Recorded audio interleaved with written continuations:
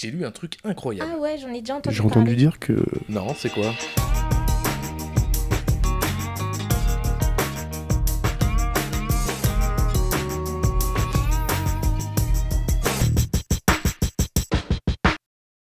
Alain Rouillet, bonjour. Bonjour. Alors c'est vrai qu'on parle beaucoup de la crise agricole, mais pourtant on sait peu la quantifier, il y a peu de chiffres qui permettent de la caractériser. Vous avez mené une étude.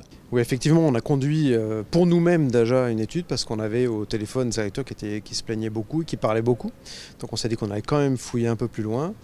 Et comme c'était juste avant Innovagri, on a conduit une petite étude qu'on offre à tout le monde du 31 août au 5 septembre sur 265 céréaliers, une étude menée par le web uniquement.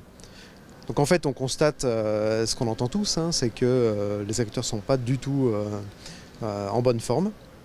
On a appris notamment qu'ils ont perdu, quand on regarde juste le blé tendre, seulement le blé tendre, c'est environ 400 € de perte à l'hectare sur un tiers de la solde. Donc si on ajoute après ça le colza, l'orge, on peut monter parfois à 700, 800 € dans la région centre notamment.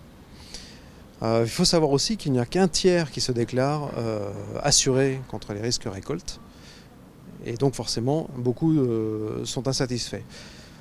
On leur a demandé également quelle était leur position par rapport à la rentabilité, leur trésorerie dans leur exploitation. Eh bien, il faut savoir que près de 80% pensent qu'ils vont être déficitaires en 2016 pour ce qui est de la rentabilité, et 80% disent avoir des problèmes de trésorerie, et 30% disent que ce sont des problèmes de trésorerie graves.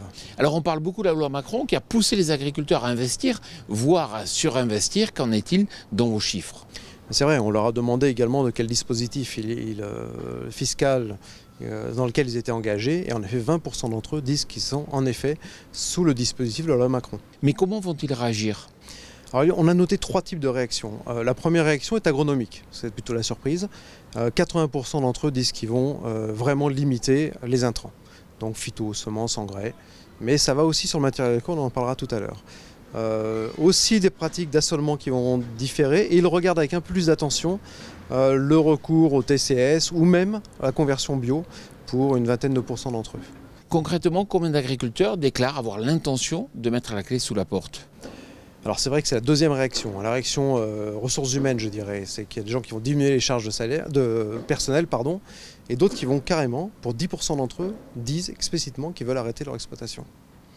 D'autres vont bien sûr vendre du matériel, etc. Mais quand même 10% c'est significatif. Et lorsqu'on en croise un peu avec les banquiers qu'on a pu rencontrer, eux vont même un peu plus loin en disant que certains ne sont pas conscients qu'ils doivent arrêter, et ils vont aller leur dire qu'ils ne les tiendront plus pour la campagne qui vient. Les agriculteurs ont-ils l'intention de vendre leur matériel? Alors c'est une des réactions des agriculteurs. Effectivement, ils disent pour 20% d'entre eux qu'ils vont vendre du matériel, et dont la moitié en matériel récent. Donc en effet, les concessionnaires peuvent s'attendre à voir le marché de l'occasion qui se remplit une nouvelle fois. On peut imaginer qu'ils vont geler leurs achats de matériel? C'est une bonne question à se poser, effectivement. Quand on fait l'enquête, 92% des agriculteurs disent qu'ils vont arrêter leur investissement en matériel neuf. Et quand on regarde leurs attentes vis-à-vis des concessionnaires, pour lesquels ils sont plutôt satisfaits, 70% des agriculteurs se disent satisfaits des concessionnaires, leurs attentes, c'est d'abord aucune parce qu'ils sont plutôt contents. Et la deuxième, qui est une surprise, c'est un recours à d'autres solutions, c'est-à-dire se tourner vers les agriculteurs, soit les ETA, soit les CUMA, et même la location entre agriculteurs. On sait qu'il y a des nouvelles choses qui sont apparues récemment sur le marché, et ça peut les intéresser. On retrouve aussi comme troisième position, c'est la location plutôt que la vente. Qui se dit plutôt aussi sur Innovagri, c'est un retour plutôt vers la location à la place des achats. Enfin, une dernière remarque, quand on sort des concessionnaires, qu'on parle des fabricants de matériel agricole, il y a quand même 80% des agriculteurs qui disent vouloir des matériels moins sophistiqués, avec moins d'électronique et pas de surqualité. 80%, il y a de quoi se poser des questions. Alain Rouillet, merci beaucoup. Merci Jean-Paul.